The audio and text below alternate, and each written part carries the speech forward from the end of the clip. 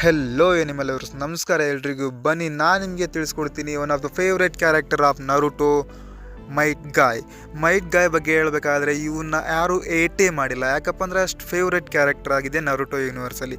Mite Guy ಬಗ್ಗೆ ಹೇಳಬೇಕಾದ್ರೆ ಇವನ ತಂದೆ ಹೆಸರು ಮೈಟ್ ಡಾಯ್ ಅಂತ. ಮೈಟ್ ಡಾಯ್ ಓನ್ಲಿ ಗೆನಿನ್ ಆಗಿದ್ದ, ಜುನಿನ್ ಕೂಡ ಆಗಿರಲಿಲ್ಲ. ಆದರೂ ತನ್ನ ಮಗ ಮೈಟ್ ಗಾಯ್ನ ದೊಡ್ಡ ವ್ಯಕ್ತಿಯಾಗಿ ನೋಡಬೇಕು, ಒಬ್ಬ ಒಳ್ಳೆ ಜುನಿನ್ ಆಗಿ ನೋಡಬೇಕೆಂಬುದು ಅವನ ಆಸೆ ಆಗಿತ್ತು.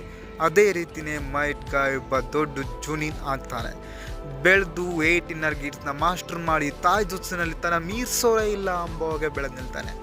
ಮತ್ತು ಇವನ ಎಫೆಕ್ಟು 4th ಗ್ರೇಟ್ ನಿಂಜಾ ವಾರಲ್ಲಿ ಯಾವ ರೀತಿ ಇತ್ತಪ್ಪ ಅಂದರೆ, ಒಂದು ವೇಳೆ ಮಾದರ ಉಚಿಯ ಏನಾದರೂ ರಿಯಾನ್ಕಾರ್ನೇಷನ್ ಆಗಿಲ್ಲದೆ ಹೋಗಿದ್ರೆ ಅಥವಾ 10 ಟೇಲ್ಸ್ ಜಿಂಚುರಿಕಿ ಆಗದೆ ಹೋಗಿದ್ರೆ ಅವನು ಅಲ್ಲೇ ಮಟಾಶ್ ಆಗೋ ಸಾಧ್ಯತೆ ಇತ್ತು. ಮತ್ತು ಒಂದು ಕ್ಷಣದಲ್ಲಿ ಇವನು ಕಕ್ಕಾಸಿ ಅತ್ತಾಕೆನೂ ಕೂಡ ಬೀಟ್ ಮಾಡಿದ್ದ. ನಿಮಗಿಷ್ಟನಾ ಮೈಟ್ ಗಾಯ್?